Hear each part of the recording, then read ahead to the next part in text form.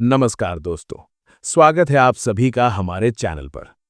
आज की कहानी एक ऐसे इंसान की है जिसने ना कोई बड़ी डिग्री दिखाई, ना किसी बड़े ऑफिस से ट्रेडिंग की, बल्कि अपने छोटे से बेडरूम से बैठकर शेयर मार्केट में इतिहास रच दिया। हम बात कर रहे हैं तकाशी कोटेगावा की, जिन्हें दुनिया बीएनएफ के नाम से जानती है।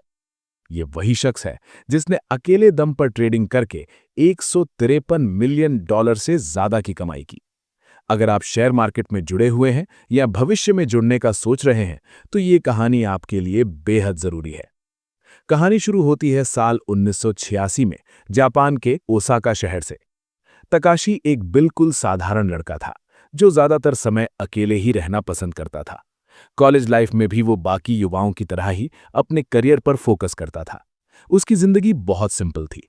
कप नूडल्स खाना, सस्ती ड्रिंक्स पीना और टीवी देखना, सब कुछ सामान्य चल रहा था। लेकिन उसकी जिंदगी का रुख तब बदल गया जब उसने एक दिन फाइनेंशियल थीम पर आधारित एक टीवी शो देखा। उस टीवी शो का नाम था the man who lost 50 million, जिसमें मशहूर फंड मैनेजर विक्टर नीडरहॉफर की कहानी दिखाई गई थी। विक्टर एक स्पेक्युलेटर थे जिन्होंने बड़ी सफलता भी देखी और 2 बार अपना पूरा फंड भी गंवा दिया। इस शो ने बीएनएफ को अंदर तक हिला दिया। उसे पहली बार एहसास हुआ कि ट्रेडिंग सिर्फ पैसे कमाने का जरिया नहीं, बल्कि आज़ादी और एक अलग लाइफस्टाइल का रास्ता भी हो सकती है। यहीं से उसने तय कर लिया कि उसे ट्रेडिंग की दुनिया में ही जाना है, और इसी प्रेरणा से उसने अपना नाम बीएनएफ रखा। हालांकि सपना बड़ा था, लेकिन हकीकत ये थी कि बीएनएफ के पास ना तो बड़ा कैपिटल था और ना ही ट्रेडिंग का कोई ज्ञान। वो सिर्फ एक कॉलेज स्टूडेंट था। उस समय जापान में ट्रेडिंग पर किताबें भी आसानी से नहीं मिलती थी और ऑनलाइन ट्रेडिंग तो लगभग नामुमकिन थी। फिर भी उसने हार नहीं मानी। उसने कॉलेज के साथ साथ पार्ट टाइम नौकरियां करनी शुरू की। रात की शिफ्ट, वीकेंड का काम और जितना हो सके उतना पैसा बचाना। उसका खर्च सिर्फ किराया और खाना था। जब भी उसे थोड़ा समय मिलता, वो चार्ट्स देखने लगता और प्राइस मूवमेंट को समझने की कोशिश करता। ना उसके पास कोई गुरु था, ना कोई कोर्स। उसने अपनी गलतियों से सीखकर खुद की थ्योरीज बनाई। 2 साल तक लगातार मेहनत करने और पैसे जोड़ने के बाद उसने करीब $16,000 इकट्ठा कर लिए। अब उसके सामने असली चुनौती थी, मार्केट में उतरने की। साल 2000 तक दुनिया भर के शेयर बाजार .com बबल के फूटने से हिल चुके थे। जापान पहले ही 1990s के दशक में लॉस्ट डेकेड झेल चुका था, जब एसिड की कीमतें 70% तक गिर गई थीं। ऐसे कठोर बेयर मार्केट में बीएनएफ ने ट्रेडिंग शुरू की और शुरुआत में उसे लगातार नुकसान उठाना पड़ा। लेकिन इसी दौरान उसने एक अहम बात सीखी। मार्केट से लड़ना नहीं होता, बल्कि उसे समझना होता है। बीएनएफ ने देखा कि बेयर मार्केट में डर और पैनिक के कारण लोग अच्छे स्टॉक्स भी जरूरत से ज्यादा सस्ते में बेच देते हैं। इसी ऑब्जर्वेशन से उसने एक सिंपल लेकिन असरदार स्ट्रैटेजी बनाई। वो उन स्टॉक्स पर ध्यान देता था जो 25 डेज मूविंग एवरेज से काफी नीचे ट्रेड कर रहे होते थे। जैसे ही शॉर्ट टर्म रिबाउंड मिलता, वो प्रॉफिट बुक करके बाहर निकल जाता। हालांकि उसके कई ट्रेड्स लॉस में जाते थे, लेकिन डिसिप्लिन ने उसे टिकाए रखा।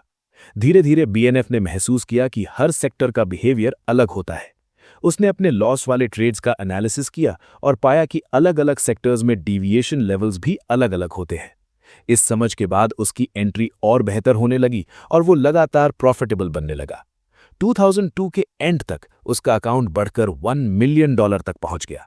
अब वो जापान के टॉप डे ट्रेडर्स में गिना जाने लगा और उसने फुल टाइम ट्रेडिंग को ही अपना करियर बना लिया।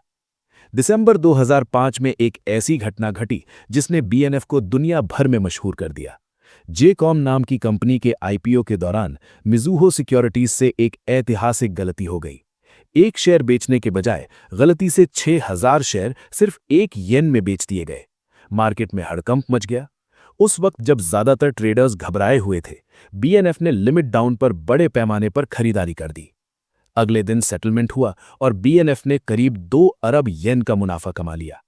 इसके बाद वो जेकॉम मैन के नाम से मशहूर हो गया।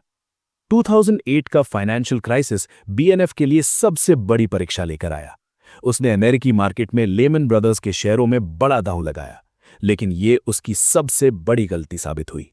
पूरी इन्वेस्टमेंट डूब गई। बीएनएफ ने खुद स्वीकार किया कि वो अमेरिकी मार्केट को उतना नहीं समझ पाया जितना जापानी मार्केट को। इसके बाद उसने तय किया कि वो दोबारा यूएस मार्केट में ट्रेड नहीं करेगा। हालांकि उसी साल जापानी मार्केट में आए भारी क्रैश के दौरान उसने अपनी स्ट्रैटेजी को अपडेट किया, नए डिविएशन लेवल्स बनाए और एक बार फिर बड़ा रिस्क लिया। इस बार मार्केट ने रिबाउंड किया और बीएनएफ ने $12 मिलियन से ज्यादा का प्रॉफिट कमाया। उसने साबित कर दिया कि उसकी सबसे बड़ी ताकत कोई एक स्ट्रैटेजी नहीं, बल्कि इमोशंस पर कंट्रोल और डिसिप्लिन है। आज बीएनएफ एक बेहद सिंपल और शांत जिंदगी जीता है। उसने ट्रेडिंग के साथ साथ रियल एस्टेट में भी इन्वेस्टमेंट किया, लेकिन उसका असली फोकस हमेशा मार्केट पर ही रहा। वो मानता है कि एक असली ट्रेडर वही होता है जो शोर को अनसुना कर सके और अपनी समझ पर भरोसा रखे।